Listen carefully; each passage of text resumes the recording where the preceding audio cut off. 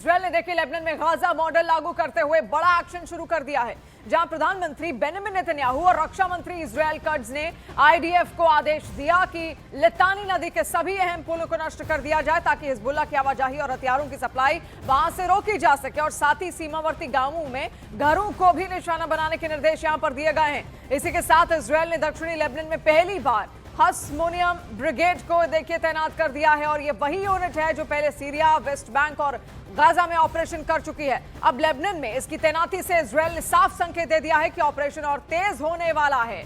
आप देखिए किस तरीके से सामने सारे समीकरण यहां पर बदलते हुए दिख रहे हैं। हिजबुल्लाह और ज्यादा आक्रामक होता हुआ दिख रहा है, वहां ईरान दूसरी तरफ ट्रंप से बातचीत करना चाहते हैं, वो एक डील पर आना चाहते हैं, वो एक समझौता करना चाहते हैं। और इस तरफ आप देखिए पूरी तैयारी इजरायल की ओर से यहां पर कर दी गई है। उत्तरी इलाका जो इस वक्त इजरायल का है वहां पर अलर्ट जारी कर दिया गया है। कई जगहों पर सीमावर्ती इलाकों में गांवों को वहां खाली भी करवा लिया गया है और इसके अलावा जो एक पुल है जो जोड़ता है लेबनान को इजरायल से, जहां से हिजबुल्लाह की आवाजाही बेहद आसान तरीके से वहां पर हो सकती है, उसको खत्म करने का दावा भी यहां पर कर दिया गया है इजरायल की ओर से। और इसके अलावा उसकी एक आर्मी वहां पर जाएगी और सीमावर्ती इलाकों में लेबनान के दक्षिणी छोर में जितने भी गांव बसे हैं वहां पर हमला करने के आदेश भी इजरायल की ओर से दे दिए गए हैं। तो आप समझिए हसमोनियम ब्रिगेड की तैनाती पहली बार इजरायल ने यहां पर की और इसी ब्रिगेड ने देखिए सीरिया युद्ध, इसके अलावा गाजा में भी लगातार कई ऑपरेशन चलाए थे और अब ये ब्रिगेड यहां पर तैनात कर दी गई है, जिससे हालात और ज्यादा तनावपूर्ण पूरे उत्तरी इजरायल में होते हुए दिख भी रहे हैं।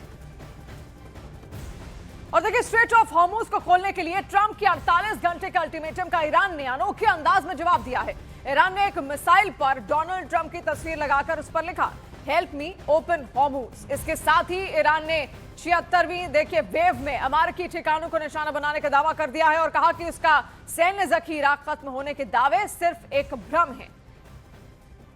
ये मिसाइल आप देखिए, इसमें ट्रंप की फोटो बकायदा लगी हुई है और हेल्प मी ओपन हॉर्मुज ये लिखा हुआ है उसमें। हालांकि ईरान लगातार अब चाह रहा है कि कोई समझौता यहां पर हो जाए। डोनाल्ड ट्रंप भी लगातार अल्टीमेटम देते हुए ईरान को नजर आ रहे हैं और उनका सीधा और सीधी शर्त यही है कि किसी भी तरीके का कोई भी परमाणु निर्माण यहां पर नहीं किया जाएगा ईरान की ओर से, जिस पर लगभग राजी होता हुआ ईरान यहां पर दिख रहा है। लेकिन देखिए भविष्य में कुछ भी पलट सकता है और इसलिए अब तक की बातें एकदम सटीक तो यहां पर निकलकर सामने नहीं आई है, क्योंकि दोनों तरफ से अलग अलग दावे यहां पर किए जा रहे हैं। लेकिन क्या वाकई समझौता होगा, क्योंकि विश्व भर में जिस तरीके से तेल संकट लगातार और गहरा सकता है उसके अंदेशे यहां पर लगाए जा रहे हैं और इसीलिए यह समझौता होना बेहद अहम भी है।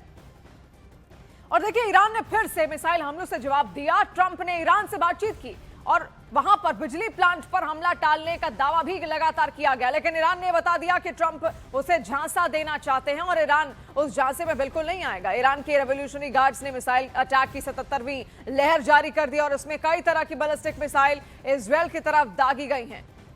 तो लगातार कई हमले यहां पर होते हुए आपने देखे। हम तस्वीर लगातार ग्राउंड जीरो से भी आप तक पहुंचा रहे हैं। रिफत अब्दुल्ला हमारे सहयोगी वहां पर मौजूद हैं और वो बता रहे हैं कैसे सायरन्स हर दिन सुबह और शाम वहां पर बजते हुए लगातार नजर आ रहे हैं। लोग बंकरों में भागते हुए भी दिखते हैं। ईरान इजरायल पर हमला कर रहा है, इजरायल ईरान पर हमला कर रहा है और ईरान की ये 77वीं वेव है, 77वीं लहर उसने यहां पर जारी कर दी है, जिसकी तस्वीर इस वक्त हम आपके सामने रख रहे हैं और इसमें बैलिस्टिक मिसाइलों का एक पूरा जखीरा है जो इजरायल की तरफ जाता हुआ साफ दिखाई दे रहा है। तो आप देखिए किस तरीके से भयंकर हालात बने हुए हैं और स्ट्रेट ऑफ हॉर्मुज बंद है। स्ट्रेट ऑफ हॉर्मुज को बंद करने का मतलब ही यही है पूरे विश्व पर इसका सीधा असर, क्योंकि तेल वहां से आयात निर्यात होता है और वो रास्ता ही क्योंकि बंद कर दिया गया, इसलिए हर देश इस वक्त चिंता में है। और आप देखिए किस तरीके से लगातार गमगीन, बहुत ज्यादा खतरनाक लेवल के हालात बन सकते हैं अगर स्ट्रेट ऑफ हॉर्मुज लंबे वक्त तक बंद रहा और इसीलिए अब हर कोई चाहता है कि समझौता यहां पर हो, बातचीत के जरिए ट्रंप और ईरान यहां पर कोई रास्ता निकाले।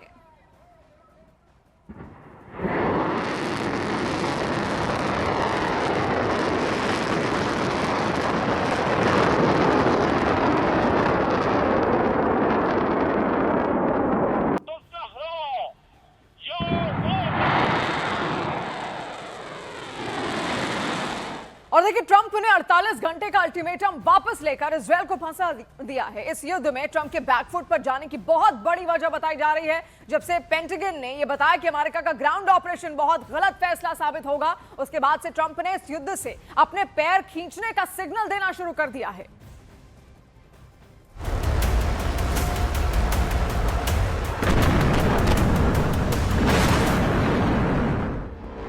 आखिर ऐसा क्या हुआ, क्यों बदल गया खाड़ी देशों का रुख।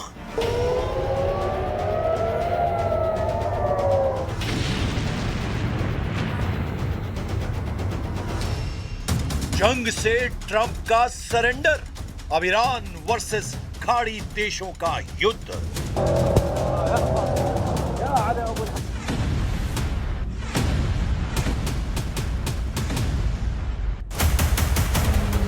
तीन हफ्ते पहले तक Saudi Arabia, UAE, Qatar, Oman सबकी एक ही लाइन थी, यह हमारी लड़ाई नहीं है। लेकिन अब वही देश अमेरिका से कह रहे हैं, ईरान को अधूरा मत छोड़ो। फरवरी 28 को अमेरिका और इजराइल ने ईरान पर बड़े हमले शुरू किए। ईरान के सुप्रीम लीडर अली खामेनी सहित कई टॉप लीडर्स मारे गए। ईरान की बैलिस्टिक मिसाइल और ड्रोन फैसिलिटी को टारगेट किया गया। लेकिन ईरान ने सिर्फ अमेरिका और इजराइल पर नहीं बल्कि पूरे गल्फ पर हमला कर दिया। सभी 6 गल्फ कोऑपरेशन काउंसिल देश Saudi Arabia, UAE, Qatar, Bahrain, Kuwait, Oman पर ड्रोन और मिसाइल दागे। दुबई एयरपोर्ट पर हमला, सऊदी अरब की रिफाइनरी बंद, कुवैत में ऑयल प्रोडक्शन प्रभावित, पर्यटन ठप और कई मौतें हुई।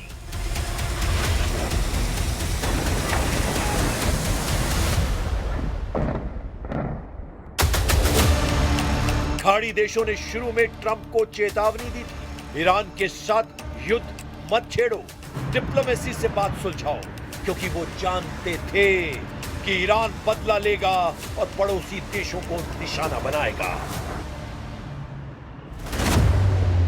एक गल्फ डिप्लोमेट ने कहा था, हम नहीं चाहते कि सैन्य हमले से ईरान की स्थिरता खत्म हो, डिप्लोमेसी बेहतर है। लेकिन ईरान के हमलों ने सब बदल दिया। अब यूएई, सऊदी अरब, कतर और बहरीन कह रहे हैं, युद्ध रोकना नहीं, ईरान की मिलिट्री को इतना कमजोर करना चाहते हैं कि वो कभी पड़ोसियों पर हमला न कर सके। युद्ध की शुरुआत में खाड़ी देशों को डर था, युद्ध उनके दरवाजे तक आ जाएगा, तेल सप्लाई ठप हो जाएगी और उनकी अर्थव्यवस्था हिल जाएगी। इसीलिए उन्होंने अमेरिका को साफ कहा था, युद्ध मत शुरू करो। लेकिन जैसे ही युद्ध शुरू हुआ, ईरान ने सीधा हमला किया। यूएई के शहरों पर ड्रोन अटैक से ब्लास्ट,